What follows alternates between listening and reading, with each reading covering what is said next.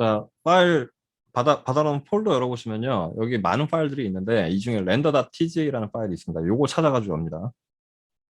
요게 오늘 작업의 메인이에요. 자, 이렇게 돼 있는데, 썰렁하죠? 네. 자, 사전에 좀 설명을 드리면, 이 TGA라는 포맷은 여러분들이 되게 생소할 거예요. 이거 미국의 트루비전사에서 만들어진 파일 포맷이고요. 24비트 포맷이 기본입니다. 36비트짜리 TJ 파일도 있긴 있어요. 있긴 있는데 보통 일반적으로는 24비트 TJ를 많이 써요. 이 TJ 파일은 이미지 합성, 영상 편집 등에서 과거에 한때 주류 포맷으로 사용하던 파일인데 지금도 여전히 유효합니다. 3ds Max에서 렌더링을 걸면 이런 식으로 TJ 포맷으로 일반적으로 저장을 많이 하는데요. 그 이유가 왜 그러냐면 지난 시간에 설명드렸던 레이어 팰릿 바로 옆에 보시면 채널이라는 게 있습니다. 이거 이번 시간에 처음 설명하는 거죠. 이 채널 요 탭에 들어가 보시면 자 RGB는 기본적으로 레드, 그린, 블루의 합성이에요. 그래서 이미지를 보여주기 위한 채널이고요. 맨 밑에 뭐가 있냐면 자 이렇게 생기는 알파 채널이라는 게 있습니다. 네, 이게 뭘까 도대체? 자 이번 시간에 이제 이거 가지고 얘기를 할 거예요. 얘기를 할 건데 투시도 작업을 하는 데 있어가지고 알파 채널이 없으면 작업하기 되게 힘들어요. 그래서 일반적으로 이 알파 채널은 여러분들이 만드는 게 아니고요.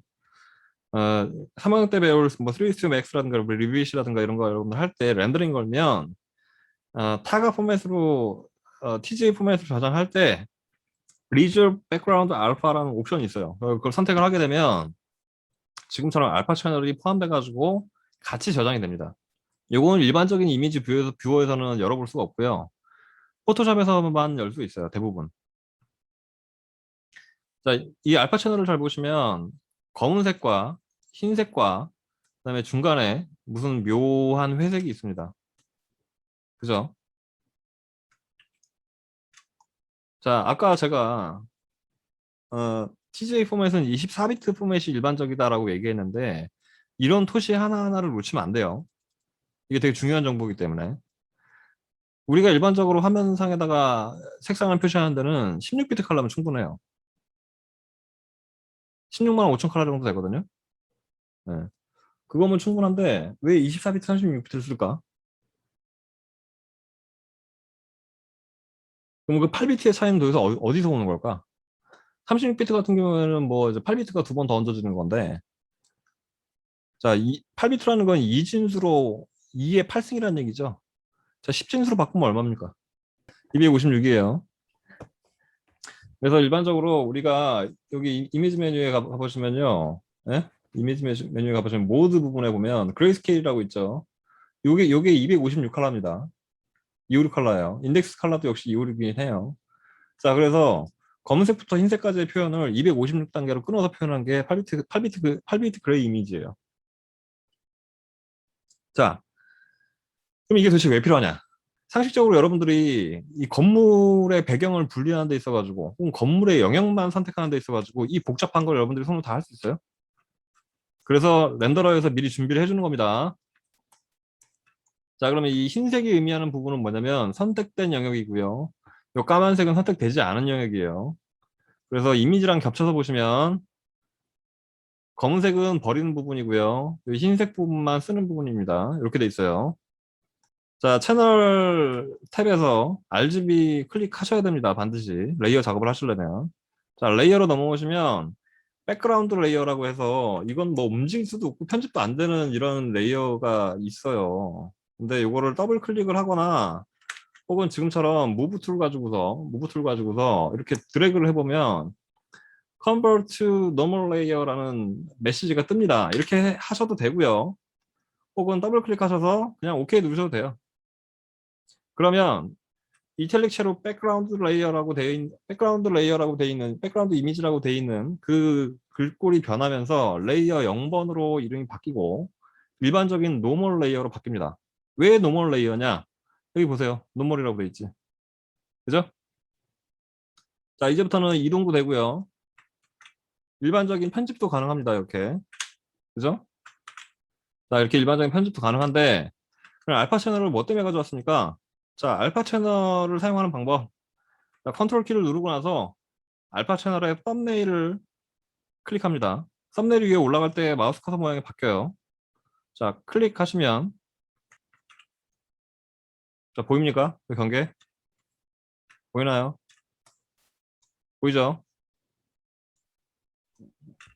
네. 자, 여기서 딜리트 키 누르면 돼요, 안 돼요? 이렇게 하면 안 되죠. 그래서 셀렉트 메뉴에 가보시면은 인버스가 있어요. 지난 시간에 잠깐 이것 때문에 얘기했죠. 인버스가 있어요. 자, 단축키 조는 컨트롤 쉬프트 R입니다. 자, 인버스 하셔가지고 영역을 반전시키면 모양이 이렇게 나와요. 까만 영역이 버리는 부분이라고 얘기했죠. 여기서 딜리트 키를 한 번만 누릅니다. 여러 번 누르면 안 돼요. 자, 한 번만 누르면 배경이 싹 날아가요. 자, 이 상태에서 파일, 세이브 에즈, 세이브 에즈. 자, 확장자는 PSD 포맷으로 해가지고 알 수 있는 이름으로 지정하고 내가 알 수 있는 이름으로 지정을 하고 저장을 해줍니다. 아, 이거 진짜 벌써 몇 번째 하는지 모르겠다. 그러면 호환성 체크 뭐 물어보는 이런 대화 상자 나오는데 무시하고 그냥 오케이. 그러면 포토샵 전용 포맷인 PSD 파일로 저장이 됩니다. 자, 이제부터 굉장히 빨리 가니까 정신 바짝 차리고. 자, 컨트롤 O, 컨트롤 O는 오픈이에요. 네. 자, 여기서 asphalt.tga부터 시작해서 wood.tga까지 render.tga만 컨트롤 키를 빼고 이렇게 총 8개의 파일을 한 번에 오픈합니다. 한 번에 오픈. 됐죠? 자, 이제 이 파일들의 내용물이 뭐가 들었는지 한번 이렇게 보세요. 이걸 간단하게 설명하면 3ds max에서 렌더링 할 때 도로 부분 따로 작업할 일이 많고요. 그 다음에 캐노피 부분은 교재는 안 나와요. 그냥 닫을게요. 그 다음에 자동차는 어쨌든 콜라주, 그러니까 딴 데서 이미지를 따와가지고 자동차를 심어야 되는데 방향이나 사이즈를 알아야 되기 때문에 이것만 따로 해놓은 거예요. 그 다음에 이건 뭘까요? 건물의 콘크리트 이면 부분이에요. 램프는 뭡니까? 가로등이죠. 자, 윈 TGA 이건 뭘까? 이건 좌측 인면이고요. 이건 도로 측 인면이에요. 도로 쪽 인면. 그죠? 우드는 뭐예요? 좌측 인면의 목재 루버예요. 자, 여기서 채널을 써야 되는 게 있고 레이어를 써야 되는 게 있어요. 자, 이 정보들을 전부 다 우리가 지금 작업하려고 하는 이 파일에다 다 모아야 됩니다. 이제부터. 왜? 일반적으로 24비트 TJ는 그 8비트 알파 채널이 하나밖에 못 들어가요. 동시에 여러 개를 담을 수가 없어서 그걸 여러 개 담을 수 있는 거는 포토샵밖에 못 합니다. 그래서 TJ 파일을 지금처럼 각각 채널별로 한 개씩 만들어 가지고 정보를 나중에 다 모아야 돼요. 자, 아스팔트부터 시작해 볼까요? 자, 우리 메인 이미지에는 이미 아스팔트 부분이 있죠. 이미 있어요. 있기 때문에 아스팔트 부분은 이미지가 아니라 채널을 가져갈 겁니다. 채널 가져가는데, 자, 채널 선택하시고, 자, 요 옆에 조그만 버튼 있죠. 이건 디플리케이트 채널이라고 떠요. 클릭하시면 디플리케이트 채널 다이얼로그 박스가 나오는데 데스티네이션 다큐먼트, 그러니까 목적지가 될 다큐먼트가 뭐냐? 아스팔트.tj는 지금 현재 파일이죠. 열어보시면은 여기에 작업하려고 하는 PSD 파일이 있습니다. 여기를 보낼 거예요. duplicate alpha 1 as 뭐뭐뭐 이렇게 나오는데 여기다가 이름을 줘야 됩니다. 자극적이면 한글 쓰지 말고 영문을 쓰세요. 자, 아스팔트라고 제가 이름을 줬어요. 오케이 합니다. 그러면 이 파일에는 아무 변화가 안 일어나요. 그 파일 어디가 있냐? 변화가 어디가 있냐? 여기 지금 보면 우리 작업하려고 하는 포토샵 파일에 아스팔트 채널이 넘어왔어요. 복제가 돼서 들어왔습니다. 이런 작업을 반복적으로 몇 번 할 거예요. 그래서 아스팔트는 채널을 가져오고요.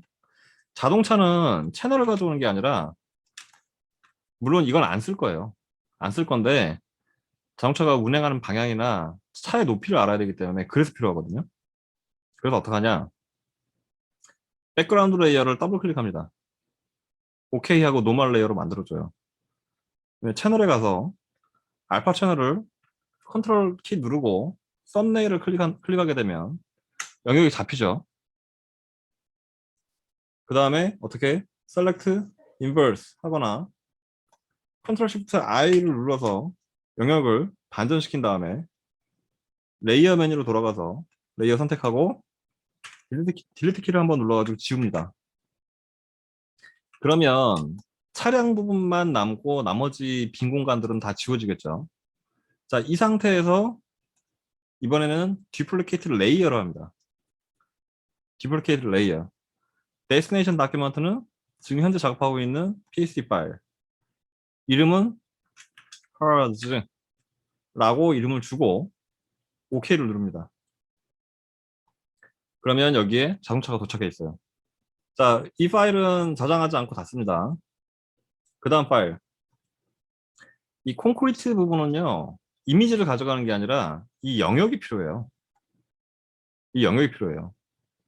이 영역이 필요하기 때문에 이미지는 사실 쓸 데가 없겠죠, 이거는. 그래서 영역이 필요하기 때문에 어떻게 하느냐. 역시 알파 채널 선택하고, 자, 듀플리케이트 채널 하셔서 레이어 복사하는 거랑 방식이 똑같아요. 데스티네이션 다큐먼트 PSD 파일 지정해 주시고요. 이름은 정확하게 콘크리트라고 주세요. 나중에 못 찾습니다, 이것 때문에. 이름 안 주면. 자, 그 다음에 닫고 나면 우리 작업하고 있는 이 PSD 파일 안에 콘크리트라는 채널이 들어와 있습니다. 이렇게. 자, 그 다음에 가로등이에요. 램프. 아까 자동차 잘 못 봤던 사람 다시 보세요. 램프는요, 우리 원본 이미지 보면요, 가로등이 없어요. 그죠? 그러면 이거는 채널을 써야 될까요? 이미지를 써야 될까요? 이미지야. 이건 채널 가져갈 필요 없어요. 이 이미지 전체 시커먼 걸 다 가져갈 필요 없기 때문에 어떻게 한다고요? 얘를 이렇게 한번 끌거나, 네? 아니면 더블 클릭해서 노멀 레이어로 한번 바꿔줍니다. 봤죠? 어떻게 했는지. 채널에 가서 알파 채널을 컨트롤 키를 누르고 클릭하셔서 레이어로 돌아와서 셀렉트 인버스 하시거나 컨트롤 시프트 I를 눌러서 영역을 반대로 바꿉니다. 이렇게. 그 다음에 딜리트 키를 한번 눌러주면 가로등을 뺀 나머지는 다 지워지겠죠. 이렇게 깔끔하게. 그리고 나서 정리된 이 레이어를 다시 듀플리케이트 레이어 해서 목적 이미지는 PSD 파일, 그 다음에 이거는 스트릿 램프라고 이름을 주고 정확하게 보냅니다. 나중에 헷갈려서 못 찾아요. 오케이 하고 나면 여기에 가로등이 들어와 있죠. 자, 그러면 미리 얘기하지만 이 윈도우라고 지정되어 있는 윈도우 1, 윈도우 2 이 부분은 유리창의 반사 재질 표현을 위해서 필요한 영역이에요. 영역이에요. 그러면 영역이 필요하면 이미지를 가져가요? 채널을 가져가요? 영역 얘기가 나오면 무조건 채널이야. 그러면은 레이어는 건드릴 필요 없고 채널만 복제하면 되겠네요. 자, 두플리케이트 채널. 자, PSD 포맷으로.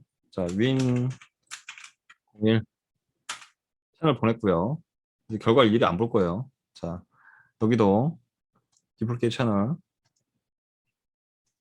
PSD 파일 지정해주고 윈 언더바 02. 자, 우드. 자, 목재 루어 부분이 원본에도 이미 있거든요. 그죠? 이건 색깔 조절하려고 필요한 영역이에요. 근데 이미지를 써도 되긴 돼요. 그래서 혹시 모르니까 이거는 두 개 다 가져가 볼까? 두 개 다 가져가 보지 뭐. 자, 그러면 두 개 다 필요할 때는 채널을 안 가져가도 돼요. 왜? 이렇게 이미지를 정리를 해버리면요. 이 이미지 자체가 영역이 돼요. 그래서 굳이 채널을 따로 가져갈 필요는 없어요. 아무튼 그래서 이것도 디프리케이트 레이어, 여기는 우드 루버라고 이름을 주고 보내겠습니다.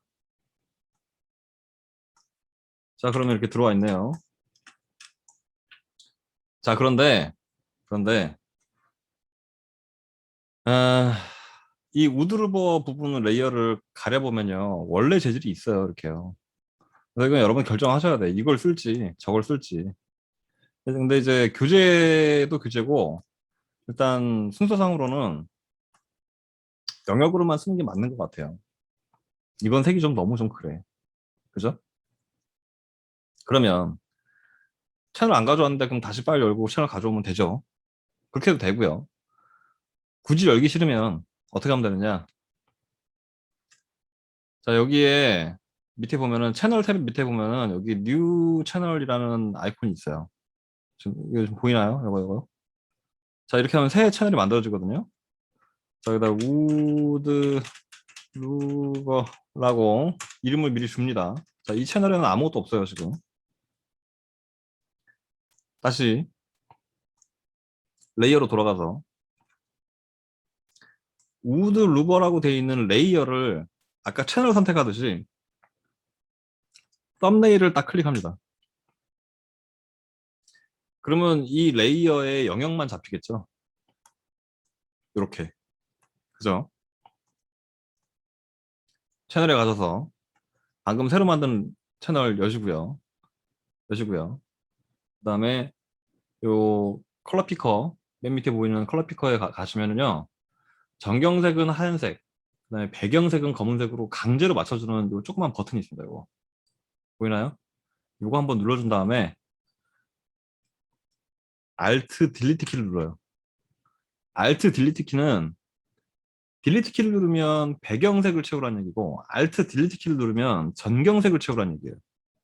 그냥 외워. 이거는 딜리트 키는 배경색으로 채운다. Alt 딜리트는 뭐다? 전경색을 채운다. 그럼 방금 지정된 영역에 전경색을 채운 겁니다. 그러면 우리가 채널을 굳이 가져오지 않아도 채널을 가져온 것과 똑같은 효과예요. 데이터상에 아무런 차이가 없습니다.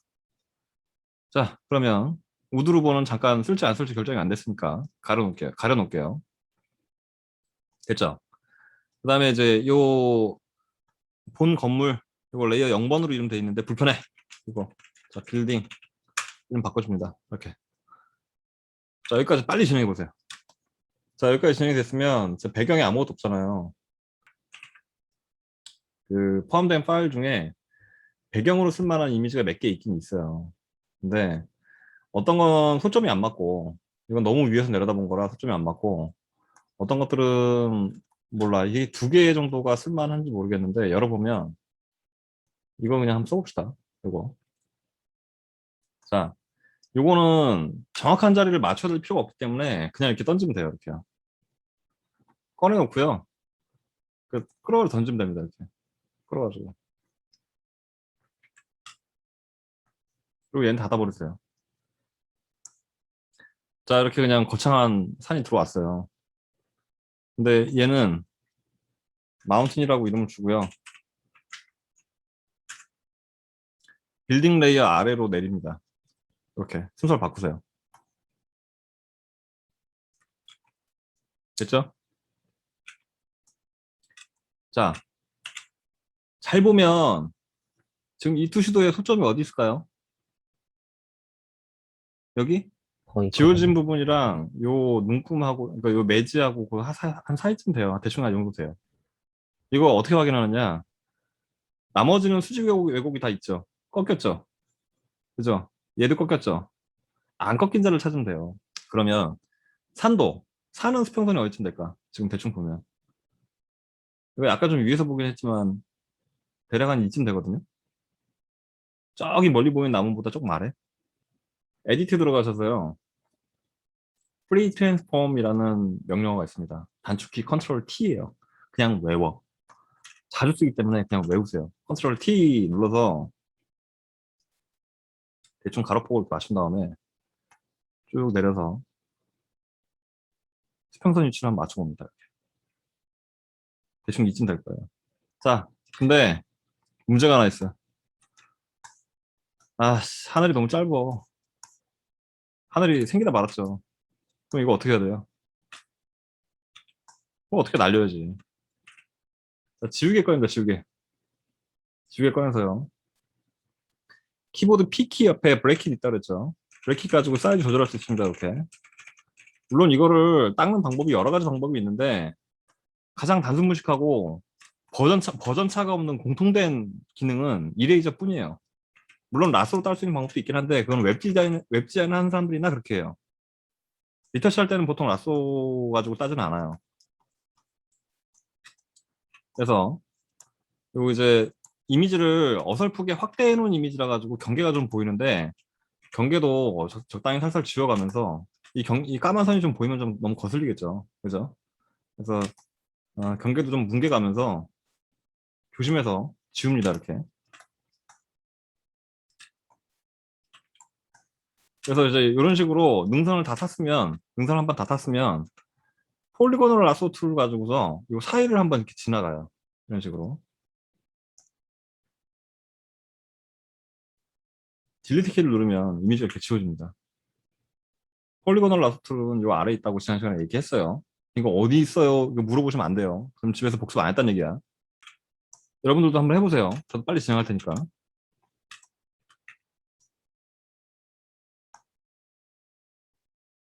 다 할 필요는 없고, 그 수업 중이니까 할 수 있는 데까지 해보시고, 다음 진도 또 나가야 되니까. 다 못한 거는 과제로 하면 되겠죠.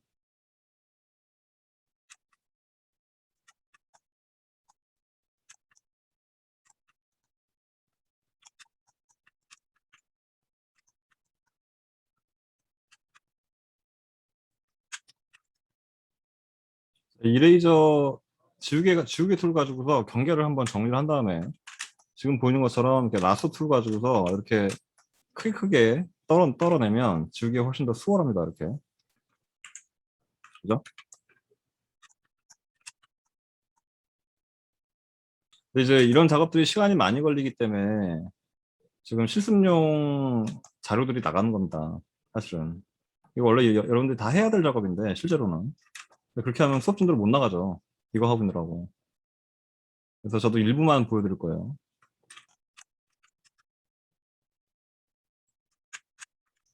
이만큼만 할게요. 한 3분의 1밖에 못했지만 이걸 다 하고 있을 수는 없어서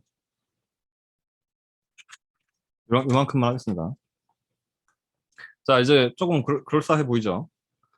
근데 멀었어. 이렇게 하면 안 돼. 왜? 배경하고 너무 안 어울리잖아.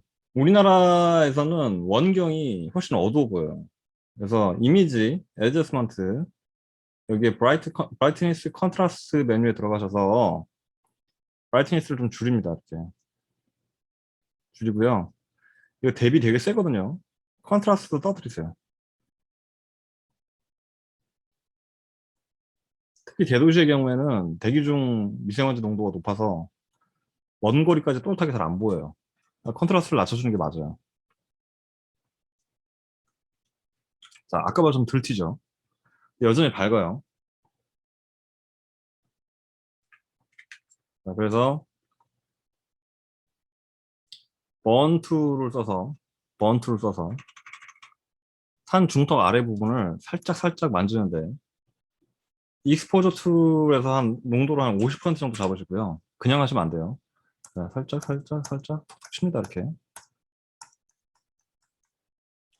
배경이 좀 더 뒤로 물러나 앉을 수 있게 정리를 해줍니다.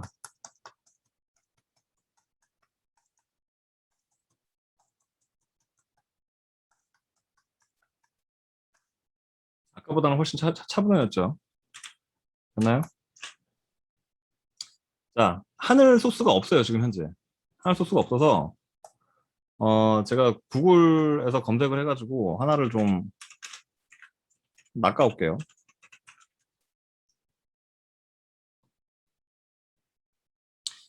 하늘 배경은 가급적이면 초고해상도를 찾으시는 게 좋아요. 자, 워터마크가 긴 한데 실습용이니까 그냥 넘어갈게요. 자, 요 이미지를 맨 뒤로 보내요. 맨 아래로. 그래서 이건 스카이라고 이름 따주고요.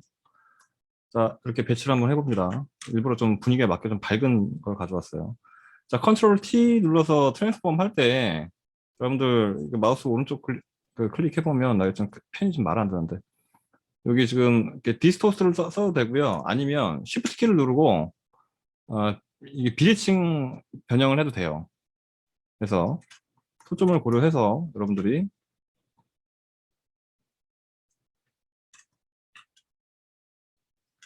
이런 식으로 원근에 맞춰서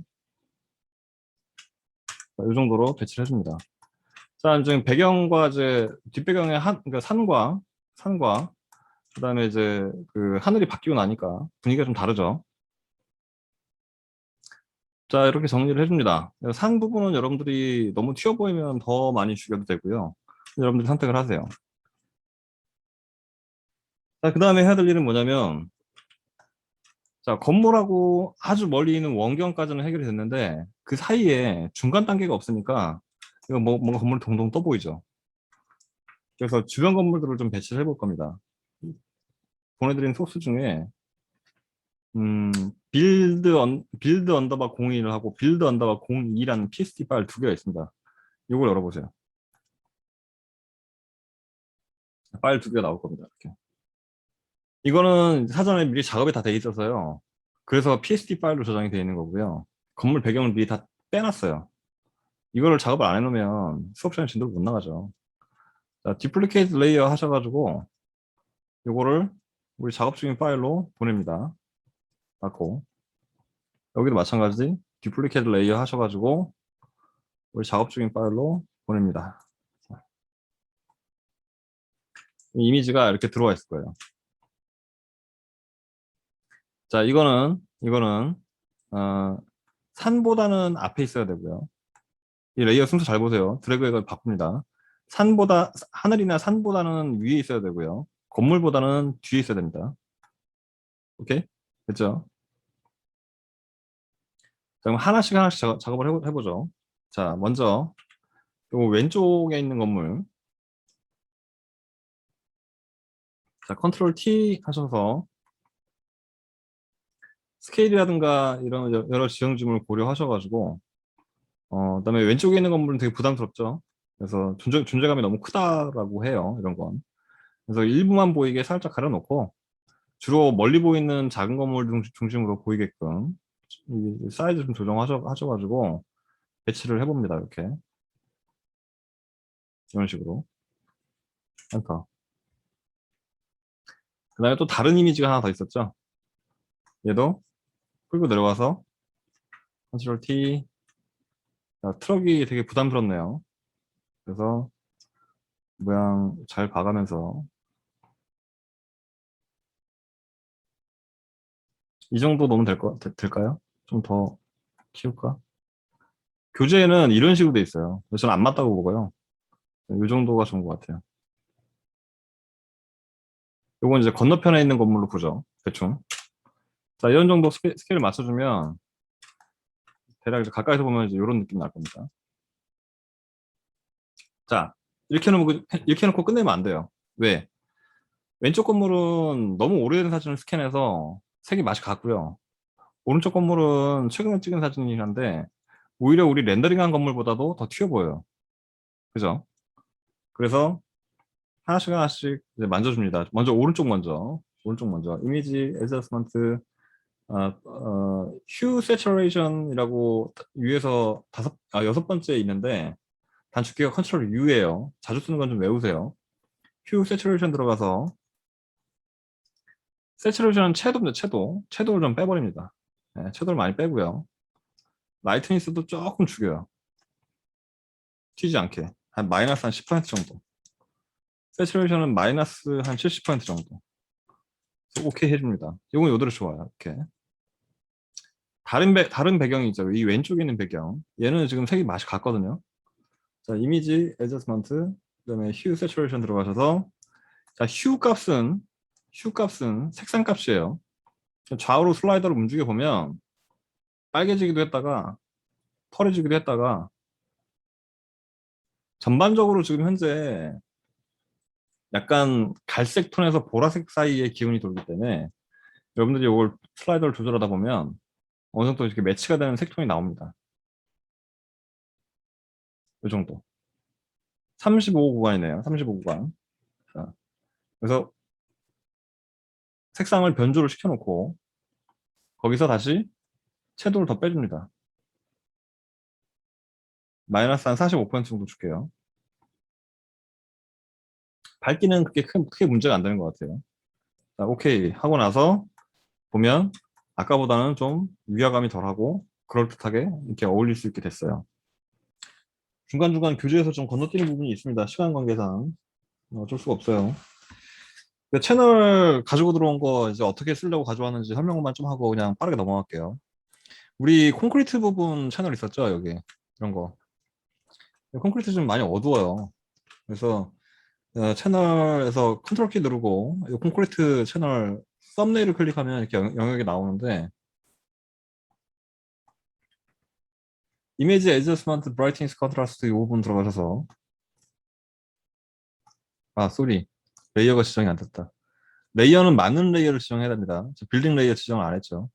빌딩 레이어 지정해놓고 자 이미지 애저스먼트 브라이트니스 컨트라스트 여기서 브라이트니스를 조금 올릴게요. 더 부각이 되게 밝아지죠. 그죠? 이 정도는 돼야 된다고 봐요. 자 오케이 하고 나오면 아까보다는 건물이 조금 더 화사해졌죠. 전면으로 더 튀어나오는 분위기로.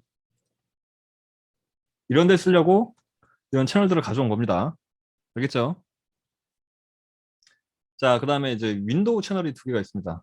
이렇게 좌측인면, 우측인면 이렇게 두 개가 있고 그다음에 우드루버 부분이 있는데 이것도 마찬가지죠. 우드루버 부분 컨트롤 키 누르고 썸네일 클릭하면 목재로 되어 있는 부분만 이렇게 영역이 선택이 되는데 색이 너무 누래. 그래서 이미지, 애저스먼트 그 다음에 뭐 방식은 여러 가지인데 가장 일반적인 것부터 먼저 할게요. Hue Saturation 부분 클릭하셔서 일단 제일 문제는 채도가 너무 낮은 게 문제야. 그러니까 채도를 좀 더 올립니다. 나무 색깔이 좀 훨씬 더 갈색으로 풍부하게 나오게끔. 그다음에 너무 노란기가 나죠. 색상도 약간 좀 적갈색 톤으로 변경을 해줍니다. 이렇게 조금 더 따뜻한 분위기가 나겠죠. 하층부도 영향을 받고요. 여기도 그렇죠. 자, 그다음에 이제 치명적인 문제가 뭐냐면 이 유리 부분이 여러분들이 보기에 어때요?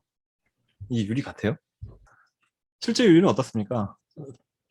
투과도와 동시에 반사도 어느 정도 일어나죠. 그런 효과들이 전혀 재현이 안 되고 있어요. 그래서 반사, 주변이 환경이 반사가 돼야 되는데 문제는 이게 3D 공간이 아니기 때문에 이 주변에 뭐가 있다? 그건 어디까지나 나의 상상이지. 실제로는 주변에 뭐가 아무것도 없어요. 반사가 될 이미지 소스를 가져와야 되죠. 자, 파일을 엽니다. 파일 여는데 요거 두 개를 가져올게요.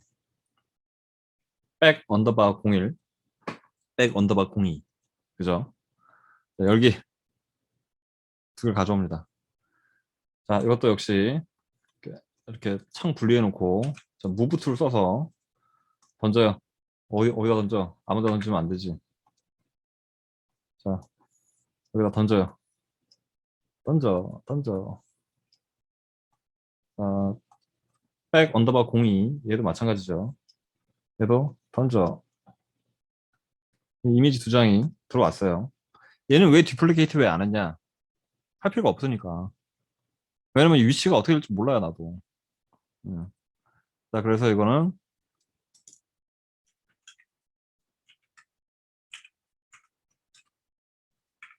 리플렉션 01. 자, 또 하나는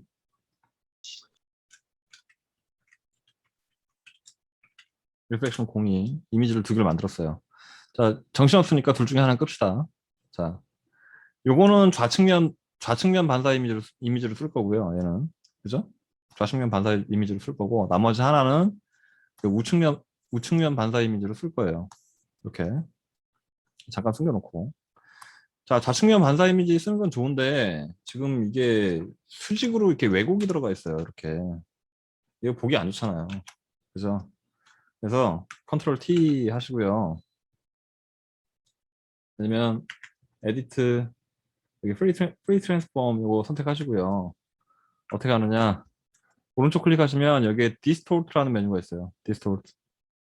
이거 클릭하시면 이때부터 이미지 가장자리에 있는 노드에다가 마우스를 대면 하얀색 화살표로 바뀝니다. 이걸 가지고 누워있는 걸 펴요. 펴주고요. 키도 좀 키우고요. 네, 됐죠? 자, 그럼 중요한 게 여기 아파트 측면에 뭐 동부 이렇게 써 있고 백이동 써 있고 뭐 이렇게 아파트 뭐 브랜드 로고도 있고 한데 이게 반사된 이미지는 정반대로 보이잖아요. 그러니까 다시 한번 오른쪽 클릭해서 플립 horizontal 하시면 좌우가 반전이 됩니다. 자, 이 상태에서 엔터. 자, 반사된 이미지는 이렇게 보이겠죠. 그죠? 그죠? 자, 그러면 이걸 어떻게 반사가 되게 할 거냐? 자, 채널에 가시면요. 여기 윈01 요 채널이 좌측면을 담당하고 있거든요. 그래서 RGB 채널을 선택한 상태에서 윈01을 컨트롤 키 누르고 썸네일을 누릅니다. 그러면 여기에 영역이 이렇게 호출이 돼요. 그 다음에 레이어 탭으로 가셔서 요 아래 보시면요. 하나, 둘, 세 번째 여기에 Add Layer Mask라는 아이콘이 있어요. 이걸 딱 누르면 어떻게 되냐? 이미지가 갑자기 사라졌어? 아니에요. 여기 있어요. 이 안에 갇혀 있어요. 영역 안에 갇혀 있습니다. 이미지를 잘라낸 건 아니에요. 이미지는 잘라낸 건 아니고 영역 부분만 보이게 하는 거예요. 자, 근데 이 위치나 크기나 이런 것들이 마음에 안 들 수 있죠. 그래서 어떻게 하느냐? 요거는 잘 보세요. 레이어 창 잘 보세요. 요거는 이미지고요. 요건 채널이에요. 네? 그래서 이미지와 영역인데 지금 움직이면 같이 움직여요. 이렇게요. 말도 안 되게. 그죠? 영역과 이미지가 동시에 움직이죠. 여기 있는 쇠사슬 체인 버튼을 끊어주면 체인을 클릭해주면 둘 사이의 링크 관계가 끊어집니다. 그래서 영역을 선택하지 마시고 이미지를 선택하셔가지고 이렇게 움직여 보면 영역은 그 자리에 가만히 있고 영역 아래에 깔려있는 이미지가 움직입니다. 이렇게 보이죠? 내가 원하는 만큼 조절할 수 있어요. 자, 그래서 최대한 역동적으로 보이게끔 조정을 해주고요. 자, 이렇게 해도 유리 같습니까? 너무 대놓고 반사랍시고 이렇게 막 해놓으면 어색하잖아. 그죠? 그래서 우리 아까 처음에 노멀 레이어라고 했죠? 그 왜? 레이어 모드가 노멀로 돼 있기 때문에 노멀 레이어예요. 근데 이 노멀 레이어라고 돼 있는 리스트를 열어보면 노멀뿐만 아니라 dissolve, darken, multiply, color burn, linear burn 등등등등등등 이렇게 있는데 그 중에서 우리가 오버레이를 써볼 거예요. 오버레이. 자, 오버레이를 쓰면은 우리가 실제 유리창에 반사된 것처럼 약간 좀 깊이감을 가지게 되거든요. 아까보다 훨씬 더 깊이가 있어졌죠. 뭔가 유리에 파묻히는 것 같은 그런 느낌. 여기에다가 오퍼시티를 60% 정도만 줄 겁니다. 자, 뒤로 물러나 보면 그렇게 확 튀지 않고 자연스러운 형태가 돼요. 그럼 똑같은 작업 한 번 더 할게요. 자, 우리 리플렉션 02번도 있었죠. 이거는 어디 쓴다 그랬죠? 전면 유리에 쓴다 그랬죠. 길을 바라보고 있는 이쪽 파사드에 쓸 거예요. 마찬가지로 얘도 뭔가 반대로 보여야 되기 때문에 이렇게 되면 안 되겠죠. 컨트롤 T 그다음에 플립 horizontal 해가지고 뒤집어 줍니다. 이렇게 뒤집어 놓고요. 이미지가 너무 크니까 적당히 이미지 좀 줄여 놓고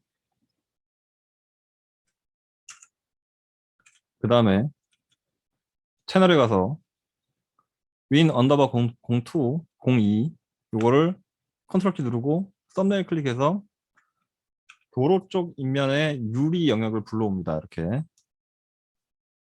자, 레이어로 돌아가서요.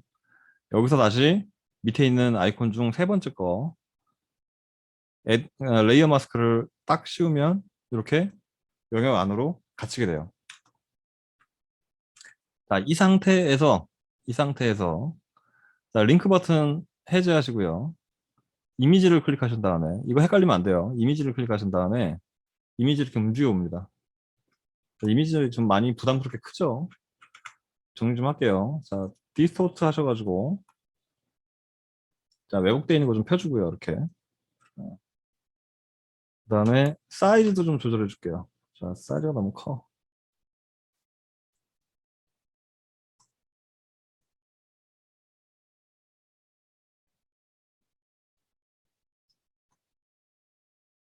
산도 좀 비춰주면 좋겠죠. 그죠?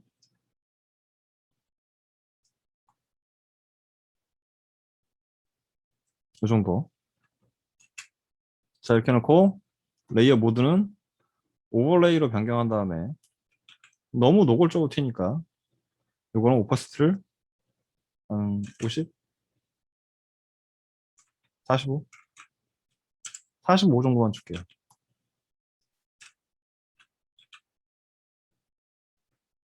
아까보다 낫죠? 훨씬. 그리고 미세하게 조정하면서 좀 괜찮은 각도를 찾아보세요. 자, 이렇게 정리해주면 인면 유리면에 대한 반사 작업이 끝났습니다. 자, 그 다음은 이제 남은 건 뭐냐면 조경, 그 다음에 도로에 대한 처리인데 조경부터 먼저 해결을 해봅시다. 자, 트리 언더바 01 있고요. 트리 언더바 02 있어요. 그죠? 트리 언더바 02는 근경에 쓸 큰 나무예요. 보여드릴게요. 이런 거예요. 이거는 교재 보고 마무리 해보시고요. 트리 언더바 01을 엽니다. 그럼 누군가 이렇게 나무를 꼼꼼하게 발라놨어요. 자, 이 나무를 뭘 쓸지 모르니까 일단 다 가져가 볼게요. 자, Shift 키 누르고 레이어를 이렇게 전체를 다 선택을 합니다. 그 다음에 디플리케이트 하셔가지고 디플리케이트 레이어. 자, 우리 작업 중인 파일로 가져갑니다. 나무가 이렇게 왔어요. 왔어. 나무가 왔는데 나무가 종류도 많고 종류별로 레이어가 다 분리돼 있어서 하나하나 다 꺼보면서 이렇게 어느 몇 번 이거 다 외워야 되나? 이미지상에서 여러분들이 컨트롤 키를 누르고 이미지를 클릭해 보세요. 이렇게.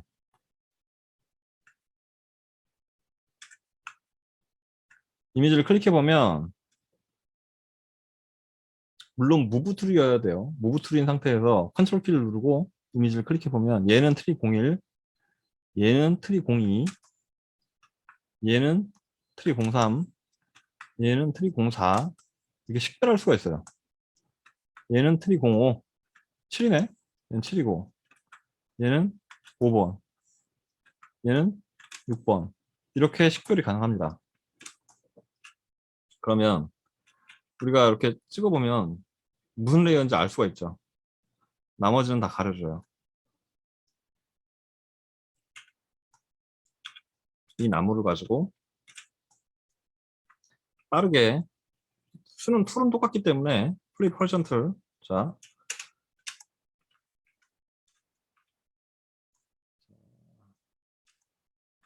사이즈 줄여줍니다. 줄여주고 얘는 어디쯤 가냐면 저 뒤에 화단 보이죠? 화단 쪽에 갈 거예요. 화단 쪽에. 자 이렇게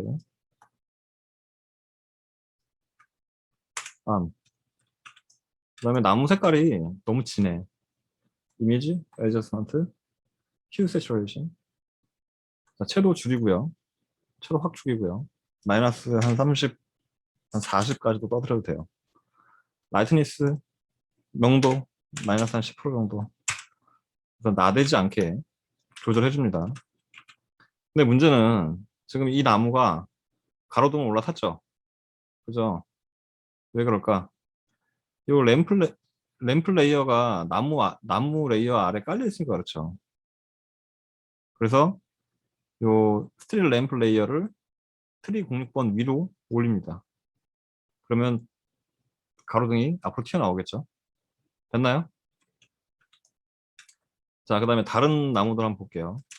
다른 나무들. 자, 이 나무들은 그냥 가로수 쓰기 괜찮은 것 같아요. 가로수로 써도 괜찮고. 그 다음에 또, 이 나무는,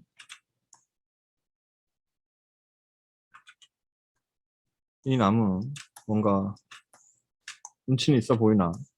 나무가 한 그루밖에 없기 때문에. 이것도 스릴 램프 앞, 위로 올려놓고, 사이즈를 쫙 줄입니다.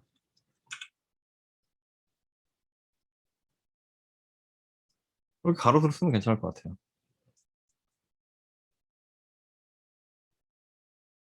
밝기나 색깔도 잘 맞는 편이어서, 자, 가로등을 너무 가리지 않는 선에서 위치 잡아주고. 근데 이제 약간 좀 뭔가 이게 나무의 모양이 좀 애매하죠. 그래서 좌우 반대로 한번 뒤집어 봅니다. 왜냐면 주 광원이 왼쪽에서 오른쪽으로 떨어지고 있기 때문에 나무도 가급적이면 그림자 방향을 맞춰주는 게 좋아요. 그래서 위치는 이 트렁크가 서로 겹치지 않게, 트렁크가 서로 겹치지 않게 조정을 해서.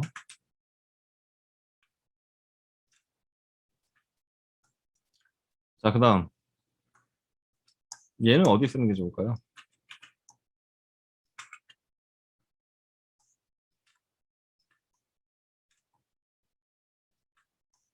얘는 어디 쓰는 게 좋을까?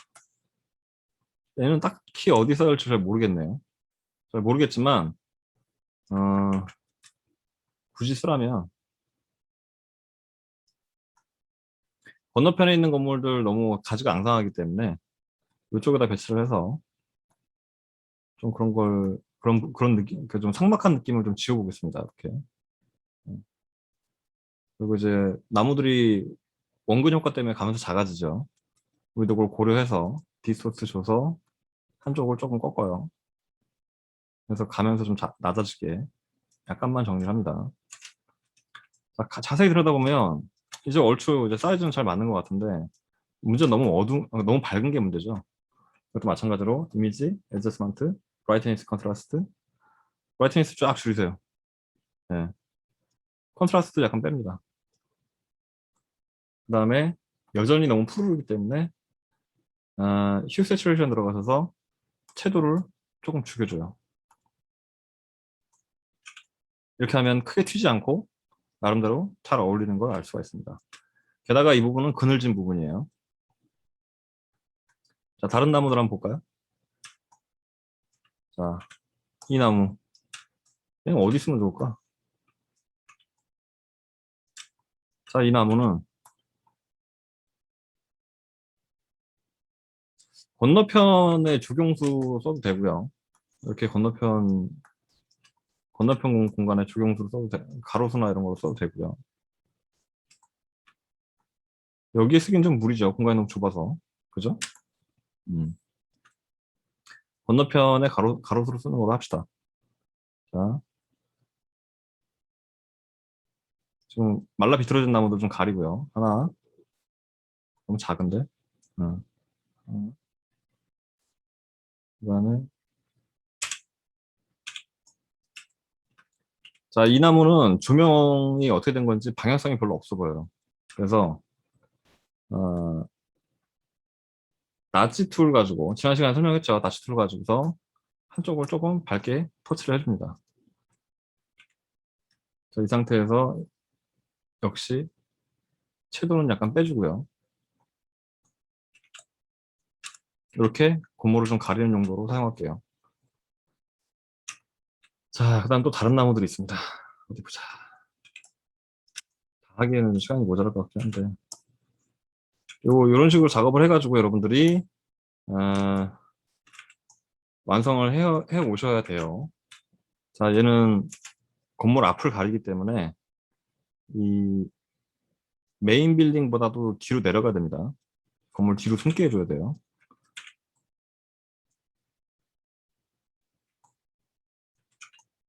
이렇게 배치를 해주고요. 아, 나무가 더 있죠.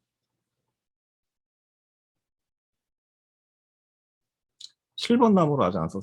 그죠? 7번 나무가 있는데 이거는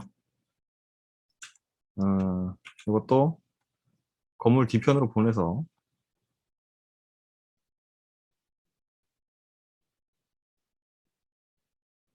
건물 뒤편으로 보내서 건물 쪽 뒷마당에 조경수로 쓰는 것도 괜찮은 방법인 것 같아요.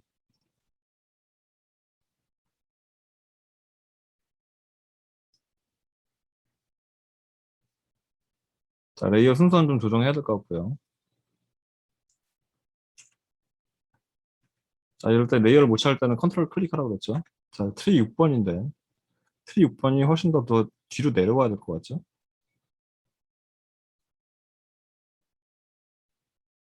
빌딩 뒤로 보내고 트리 7번보다도 뒤로 가게 합니다. 자, 그래서 트리 7번 같은 경우에는 상대적으로 또 이번에도 너무 어두워요. 그죠? 그래서 나치 툴 가지고서 약간 훨씬 더 앞으로 튀어나오게끔 조정을 해줍니다. 자, 이렇게 해서 배경과 컴퓨터, 그러니까 3D 그래픽으로 만들어진 부분 사이에 경계가 되게 모호했는데, 어색했는데, 그 부분을 나무를 배치를 함으로 해서 많이 해결을 했죠. 그 다음에 이제 도로가 참 어색하잖아요. 소스를 하나 더 가져옵니다. 백 언더바 03이라고 되어 있는 소스가 있어요. 요거 하나 가져올까요?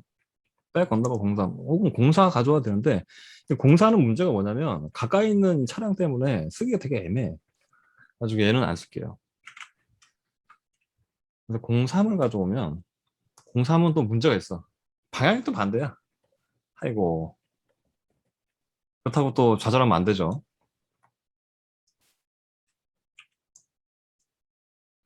자, 이미지를 던져. 그래가지고 가지고 들어왔어요. 자, 얘는 이미지 이름을 아스팔트라고 줄게요. 위치를 잡아야 되는데, 위치를 어디다 잡냐면, 건물 배경보다는 위에 있어야 되고요. 네, 빌딩보다도 위에 올라가야 됩니다. 이렇게. 꺼내보면 이렇게 돼요.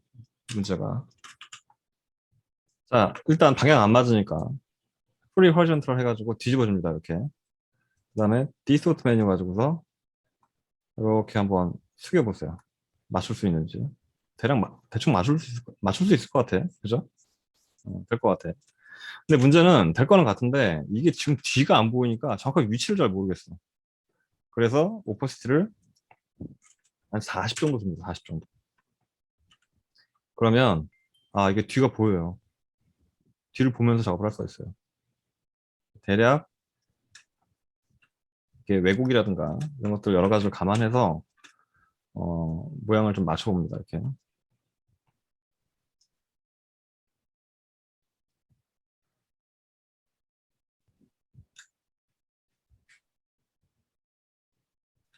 원근감을 고려해서 이런 식으로 위치를 대충 맞춰보고요. 이쪽에다 나무를 좀 더 심으면 예쁘겠죠? 그죠? 자, 엔터. 그 다음에 오퍼시티를 다시 한 80%까지 올려요. 귀가 살짝 보이게. 이 상태에서 지우개 가지고 과감하게 날립니다. 일단 처음엔 대강 날리죠, 대강. 됐으면 이제 오퍼시티를 100으로 주고요. 브러쉬 사이즈를 브러쉬 사이즈를 많이 줄여서 조금 더 섬세하게 작업을 해줍니다.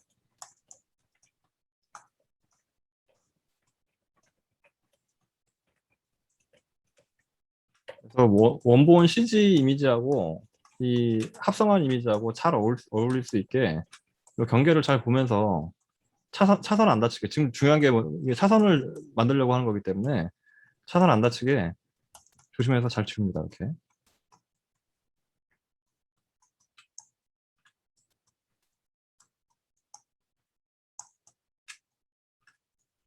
건물 그림자도 살리고요.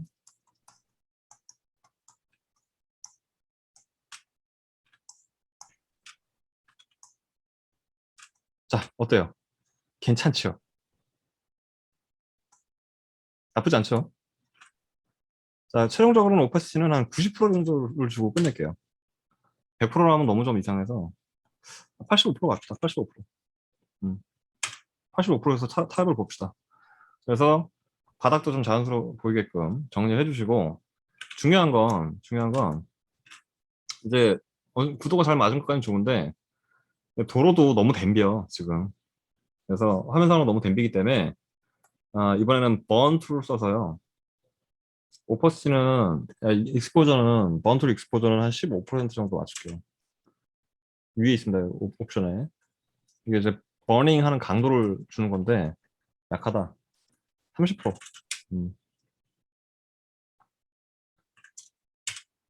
30% 정도를 주고요. 과감하게 큰 브러쉬를 가지고서 이렇게 가까이 있는 긍정 부분을 갖다가 좀 톤 다운을 시킵니다. 톤 다운. 30%도 약한데? 45%? 54%가 됐네.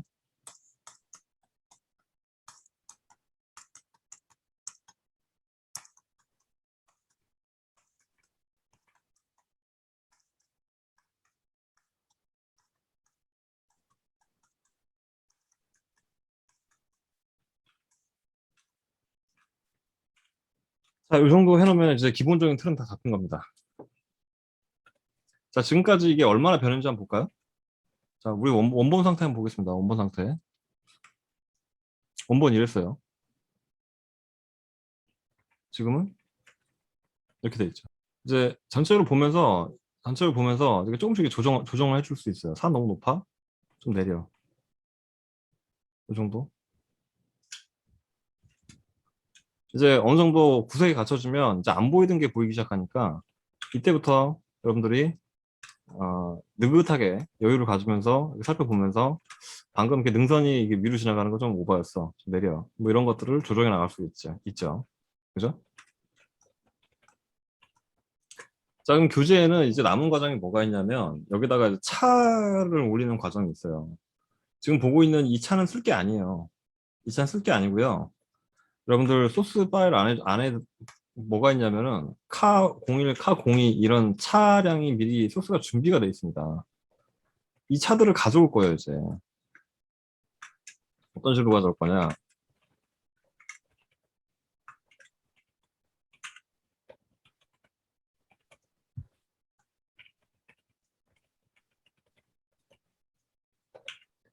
자, 이렇게 차량을 가져올 건데 차량이 이게 뭔가 안 맞잖아. 그죠? 자세도 조금 바꾸고요. 사이즈도 좀 변경하고요. 차량 이렇게 비교를 한번 해보세요. 차량이랑 비교를 한번 해보세요. 그래서 대충 축간거리 맞추고, 그죠? 위치 조정하고,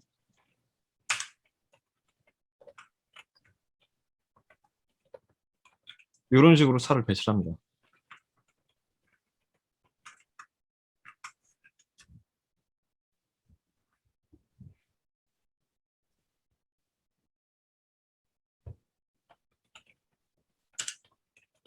이렇게.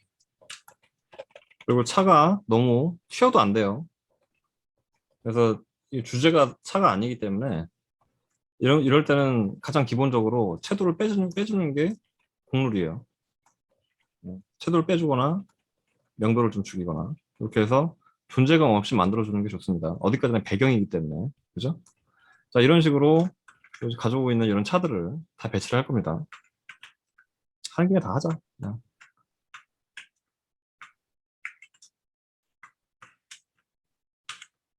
자, 이 차들 다 정리를 해야 되는데, 이 차들도 한 번에 해결이 안 되면 여러 번에 걸쳐서 부분적으로 정리를 하면 됩니다. 자, 일단은 지금 차가 두 대 단위 묶음으로 돼 있고 또 한 대가 있는데 이건 좀 많이 기울어졌죠. 이럴 때는 이 뒷차를 잡아서 오른쪽 클릭을 해보면 레이어 비아 카피라는 게 있고요. 레이어 비아 컷이라는 게 있습니다. 레이어 비아 카피는 원본을 남기고 말 그대로 카피라는 거고요. 레이어 비아 컷 이건 뭐냐면은 이 부분을 잘라내서 새로운 레이어로 만드는 겁니다. 그럼 레이어가 하나 더 생깁니다. 이렇게. 대신에 원본은 잘라나가고 없어요. 자, 그러면 이제 차량 레이어가 총 3개가 됐죠. 자, 뒤에 있는 요 구형 차량부터 먼저 해결해 볼까요? 자, 자세 좀 틀고요. 이렇게 위치 맞추고 사이즈 맞추고 CG로 만들어진 차량이 좀 작아요, 사이즈가. 자, 그럼 좌회전해서 들어오는 차처럼 보이죠? 마찬가지로 다시 한번 이 차량들은 각도가 살짝 미묘하게 틀어져 있으니까 조금만 돌리고요. 사이즈는 확 줄입니다. 그래서 이 앞에 있는 소나타 기준으로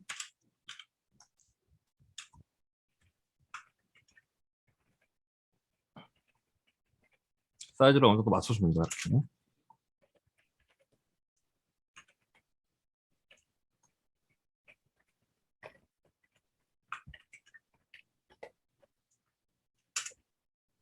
자, 그리고 나서 우리 CG로 렌더링 되어 있는 차들을 숨겨주면 얼추 이런 분위기가 나오겠죠. 사실은 이거보다 더 많은 양의 자동차들이 좀 필요하긴 해요. 지금 현재로는. 그죠? 그래서 이런 식으로 여러분들이 작업을 하게 되면 도로도 지금보다 훨씬 풍성하게 메꿀 수가 있을 겁니다. 자, 이렇게 해서 이제 전체적인 흐름이 지나가는데 디테일한 내용들은 여러분들이 교재를 보면서 따라해 보시고요. 요거를 완성을 해가지고 다음 주까지 제출을 합니다. 추석 연휴하고 상관없이 일요일 자정까지 제출하는 걸로 할게요. 고생하셨습니다. 수고하셨습니다. 네. 수고하셨습니다. 수고하셨습니다. 아. 수고하셨습니다.